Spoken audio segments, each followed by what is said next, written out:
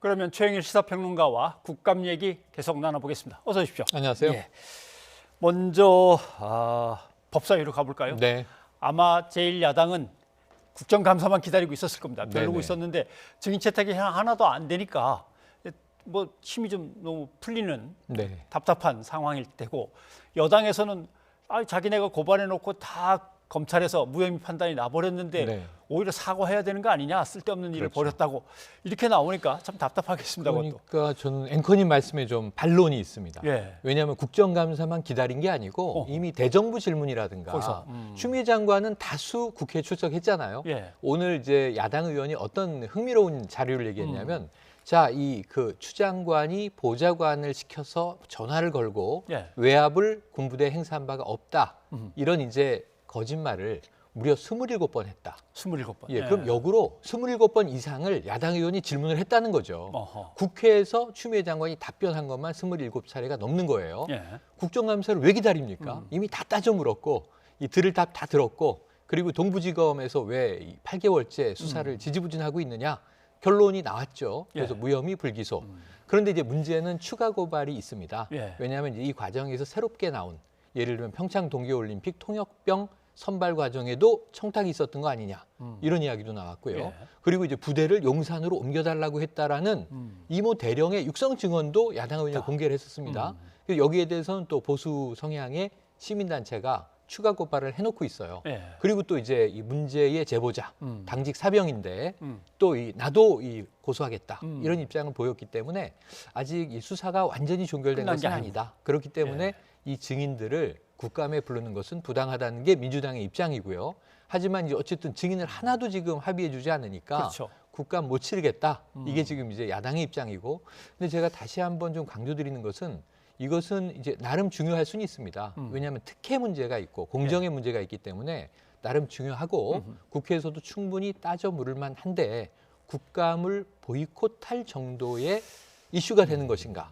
그럼 나머지는 민생의 의미가 없는 것인가? 이것도 한번 예. 진중하게 야당이 돌아봐 주시면 그렇죠. 좋겠습니다. 장관의 신변 문제에 뭔가 문제점이 있다고 본다면 물론 국감에서 야단칠 문제인데, 네. 국감은 그것만 따질 게 아니라 할 일이 좀 태산같이 있으니까 맞습니다. 정책도 다르긴 다뤄야 되는데. 그리고 지금 법사위를 먼저 가보자고 하셨는데요. 네. 법사위 공수처 어떻게 되는 겁니까? 그렇죠, 당연. 7월 15일에 설치돼야 되는데 야당은 왜 위원 2명을 지금 추천을 안 하고 있는 겁니까? 그리고 검경 수사권 조정안이 지금 나왔는데 이게 여러 가지 또 이제 아직 보완해야 할 문제들도 있어요. 예. 그럼 국회 여야의 입장이 여기서 합의가 돼야 되는데 이런 논의는 지금 하나도 첫날 보도되지 않고, 그러면 법사위는 추미애 장관 아들의 특혜 의혹만을 다루는 곳은 아니지 않습니까? 그래서 조금은 더 비중 있는 문제들을 우선 논의하고 이 문제도 이제 같이 다룰 수 있다면 다뤄야 할 것인데 너무 좀 핵심 쟁점으로 부각돼 있어서 예. 아쉬움이 있습니다.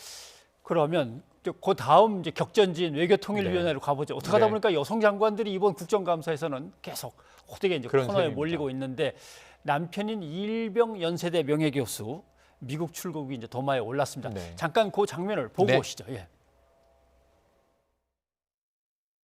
장관님께서는 배우자분이 해외 출국 여행이 오래전에 계획됐다고 말씀을 하셨어요. 그래서 말릴 수가 없다고 이렇게 말씀하셨잖아요. 그죠? 예, 근데 오래전에 계획됐으면 이미 오래전에 이 상황이 이러니까 자제해달라고 요청을 만료를 했어야 되지 않나요? 만료를 했는데 실패한 건가요? 예, 제가 그 개인사이기 때문에 말씀드리기 좀 뭐합니다만, 제가 말린다고 말려질 사람이 아니고요.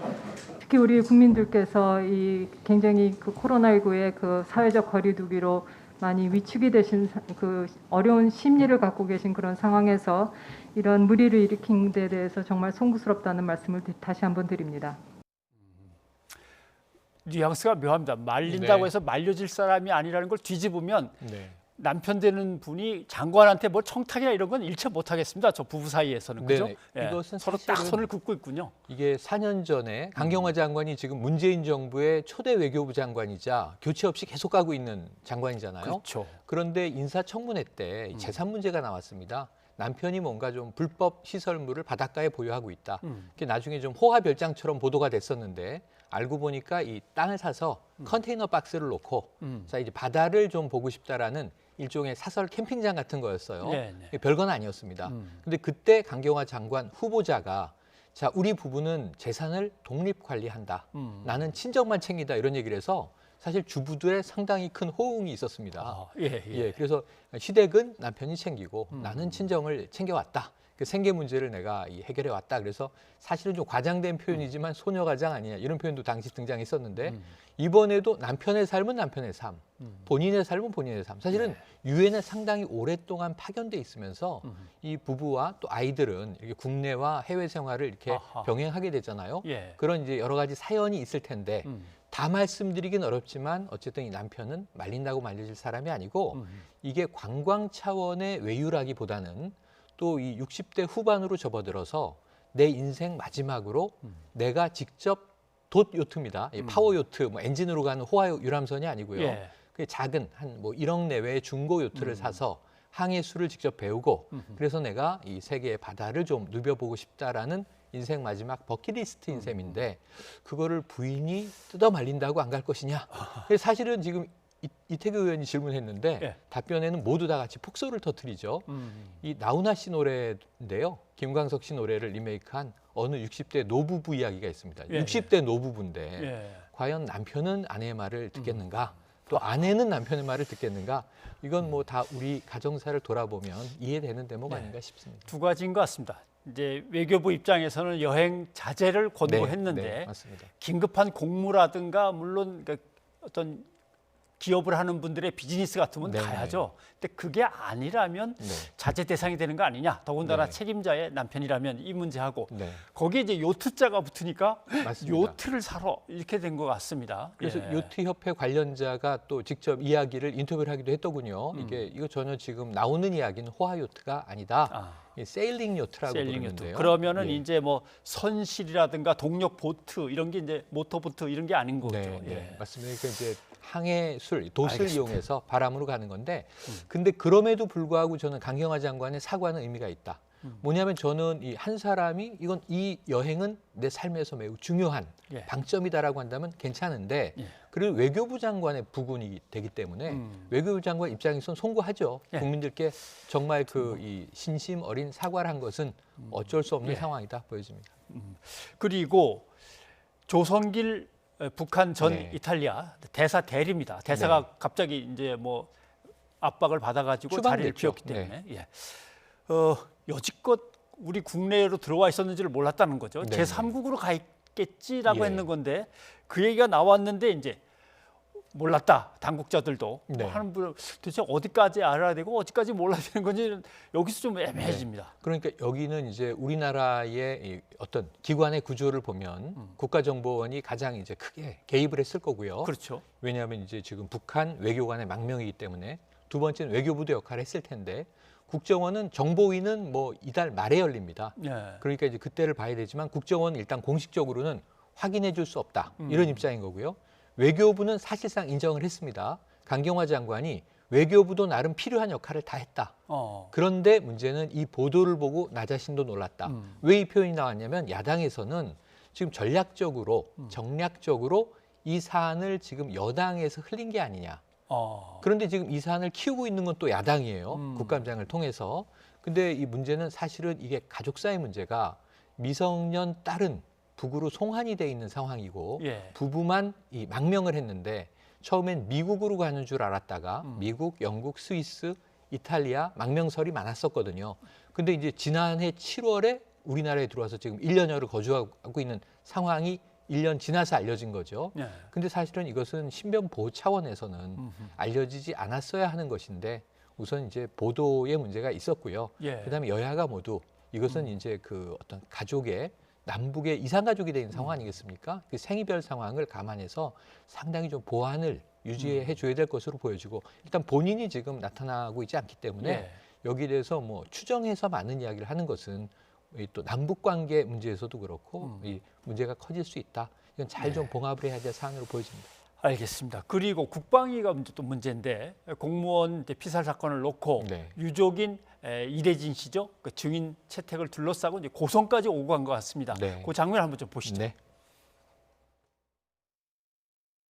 지금 공무원 피살 사건 문제도 지금 그 아들의 이 손편지를 한번 보십시오. 이렇게 구구절절한 편지를 통해서 억울한 아버지의 누명을 좀 벗겨달라고 하는데 한 명도 지금 정인 참고인 동의를 하지 못하겠다고 하면은 한미 간 공동 첩보 자산인 SI에 대해서 노출을 안 시킬 수가 없잖아요. 그러면 거기에 대해서 정확하게 그 속시원이 답을 못 들으실 거 아닙니까?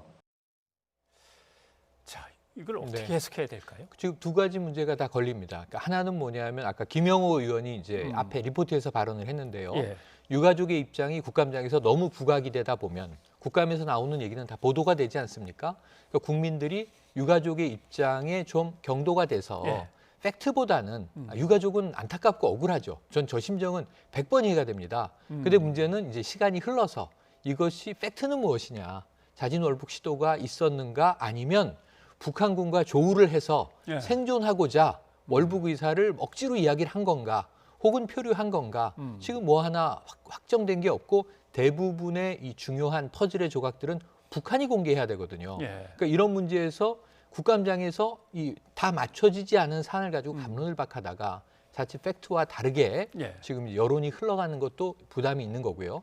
두 번째는 더 중요한 문제인데 지금 주호영 원내대표가 예. 762 하라 그렇죠. 하고 지시했다. 예. 사살이라는 표현은 아니지만 이게 소총의 구경을 이제 언급한 거기 때문에 사실상 사살 지시 아니냐.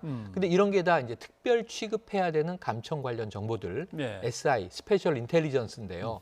여기에서 나온 이야기를 국회의원들이 흘리다 보니까 결국은 이 군 입장에서는 첩보 자산이 다 북측에 노출이 되게 된 예. 상황입니다. 그러니까 이런 부분에서도 결국은 그 이재진 씨를 불러와서 증인 이제 이 발언을 하게 되면 예. 여기서 이제 여러 가지 이 노출돼서는 안 될 첩보 정보들이 제공되고 왜냐하면 이 이재진 씨의 주장이 군 당국이 사실을 밝혀란데 이 사실을 밝히는 경우에 지금까지 시간이 끌리고 있는 게 첩보 자산의 노출이 불가피하다는 거거든요. 그렇죠. 그래서 이것은 계속 그동안 이 여당의 주장은 국방위에서 또 이 정보위에서 예. 비공개로 계속 다뤄나가자는 입장이에요. 그런데 문제는 국감장에서 또 공개하고 싶은 것이 야당의 입장. 결국은 이 우리 국민의 안타까운 피격 사살을 정부가 막지 못했다는 점을 부각시키려고 하는 예. 거기 때문에 이 공방은 전 치열하게 끝까지 갈 것 같습니다. 예. 진작에 막았어야 되는데 막지 못했는데에 이제 애매하게 걸려 있는 게 네. 자진 월북이냐 맞습니다. 아니냐의 이제 문제입니다. 네. 서욱 국방부 장관은 맨 처음에 보고받을 당시의 네네. 상황으로는 월북 가능성이 별로 없어서 네. 그랬다. 이제 이렇게 얘기를 했거든요. 맞습니다. 그러니까 그 다음하고 이제 달라지는 거죠. 가능성이 있긴 한데 이 발언이 좀 논란이 되고 있습니다. 예. 뭐냐면 이제 이 첩보 자원들을 정보들을 재구성을 하면서 모아 나갔는데 예를 들면 그 피격이 있었던 다음 날 새벽 1시에 예. NSC가 모이잖아요. 이 야당은 여기에 대통령이 왜 참석하지 않았느냐? 왜 그때 즉각 보고가 이루어지지 않았느냐? 사실 그때는 이제 대책 논의를 하고 있었던 거 아니냐? 근데 또 여당의 입장에서는 그 회의에서조차 팩트를 확정짓기는 어려웠기 때문에 상당히 고심을 하면서 군이 이제 제공하는 정보들을 모아 나가고 추론을 예. 이제 만들어 나가는 과정이다. 회의 성격에 대한 이제 시각이 여야가 다릅니다.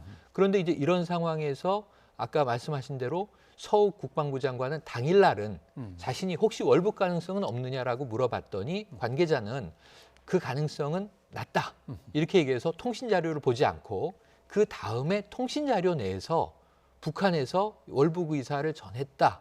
그런데 사살하라. 그러니까 이런 이제 이야기가 오간 정황을 시간차를 두고 분석한 거기 때문에 예. 서욱 장관의 이야기는 끝까지 몰랐다는 건 아니고 첫날은 몰랐다는데 그럼에도 불구하고 파장은 커지고 있습니다. 예. 아무튼 국정감사를 앞두고 이제 가장 이제 신경이 쓰였던 부분은 코로나19와 관련해서 이런저런 정책들을 제대로 점검해 낼까라고 하는 문제. 그다음에 역시 코로나19도 마찬가지겠습니다만은 북한과 미국과의 관계에서 어떻게든 좀 풀어보려고 무슨 애를 썼을까? 어떻게 또 애를 쓸 건가? 그렇죠. 뭐 여러 가지 궁금한 것들이 많은데 이번 국정감사가 그런 정책들을 다 짚어낼지는 조금 기대가 난망이긴 한데 한번 지켜봐야 되겠군요. 한 가지를 보면요, 이 지금 증인 논란, 증인 싸움을 여야가 하고 있는데 이제 이게 의석수가 많아서가 아니라 증인 소관 상임의 증인 채택은 간사간 합의잖아요. 예. 그러니까 이게 의석수가 중요한 건 아니고 필요성에 대한 합의인데 지금 이 비대면 상황 때문에 50명 이상 모이면 안 되거든요. 예. 그러니까 정부 관료들 이 증인이 많이 줄었어요. 전 증인 없는 국감이 오히려 좀 의미가 있어 보이고 차분하게 진행될 수 있고 야당 의원이든 여당 의원이든 주장하는 바를 데이터로 예. 자료와 증거로 이야기하는 국감도 예. 의미가 있을 거라는 생각을 해봅니다. 알겠습니다. 예, 최영일 평론가 고맙습니다. 고맙습니다.